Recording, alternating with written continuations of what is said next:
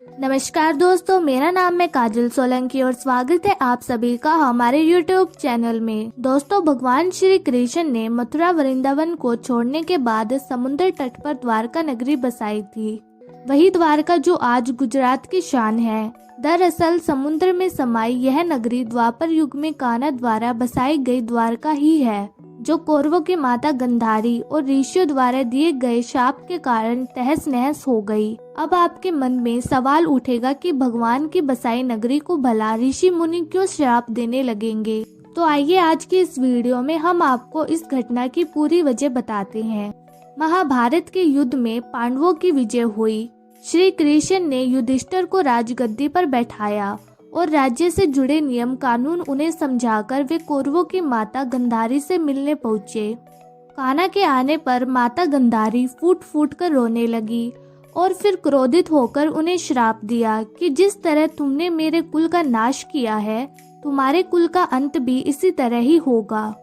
श्री कृष्ण साक्षात भगवान थे, चाहते तो इस शाप को निष्फल कर सकते थे, लेकिन उन्होंने मानव रूप के लिए अपने जन्म का मान रखा और गंधारी को प्रणाम करके वहां से चले गए।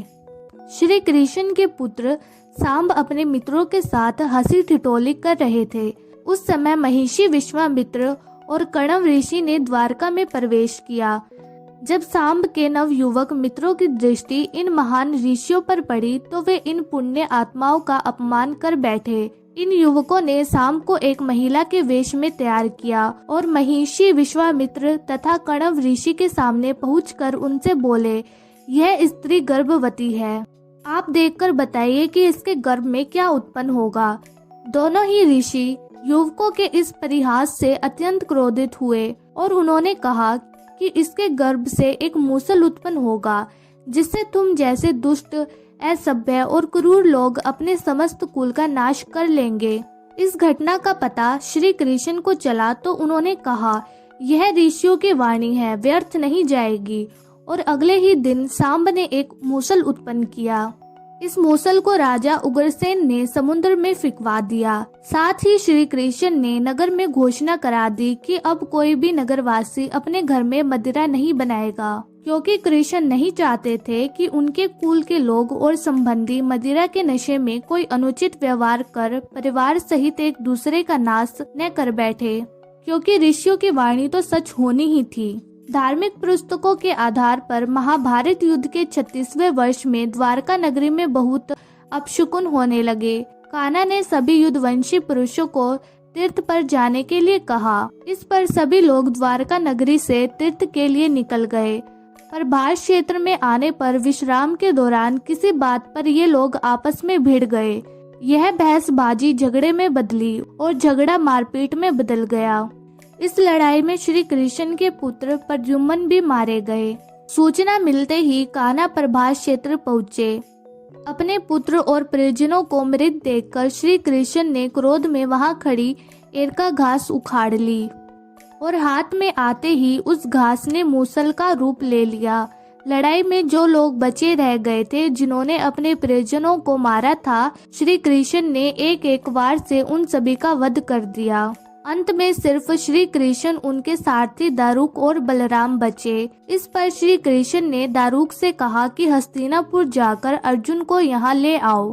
फिर बलराम को वहीं रुकने को कहा और स्वयं अपने पिता को इस संहार के बारे में सूचित करने द्वारका चले गए।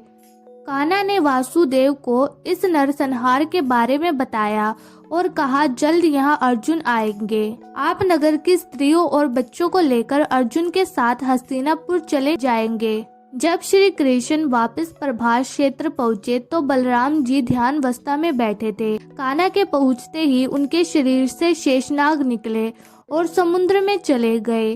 अब श्री कृष्ण इधर उधर घूमते हुए अपने जीवन और गांधारी के शाप के बारे में विचार करने लगे और फिर एक पेड़ की छांव में बैठ गए। इसी समय जरा नामक एक शिकारी का बाण उनके पैर में आकर लगा, जिसने दूर से उनके पैर के अंगूठे को हिरण का मुख समझकर बाण चला दिया था। जब वह शिकारी शिकार उठाने पहुंचा तो श्री कृष्ण को देखकर क्षमा मांगने लगा। कान्हा ने उसे अभय ध्यान देकर धैर्य त्याग दी। अर्जुन ने द्वारका पहुंचकर वासुदेव जी से कहा कि वह नगर में शेष बचे सभी लोगों को हस्तिनापुर चलने की तैयारी का आदेश दे। फिर अर्जुन ने प्रभास क्षेत्र जाकर सभी युद्धवंशियों का अंतिम संस्कार किया। अगले दिन वासुदेव जी ने प्राण त्याग दिए। उस पर उनका अंतिम संस्कार कर अर्जुन सभी महिलाओं और बच्चों को लेकर द्वारका से निकल गए। जैसे ही उन लोगों ने नगर छोड़ा, द्वारका का राजमहल और नगरी समुद्र में समा गई। उसी नगरी के पिलर और अवशेषों के बारे में समुद्र से जुड़ी अलग अलग रिसर्च के दौरान जानकारी मिलती रहती है। तो दोस्तों, आशा करते हैं कि आपको श्री कृष्ण की द्वारका नगरी से जुड़ी यह जानकारी पसंद आई होगी।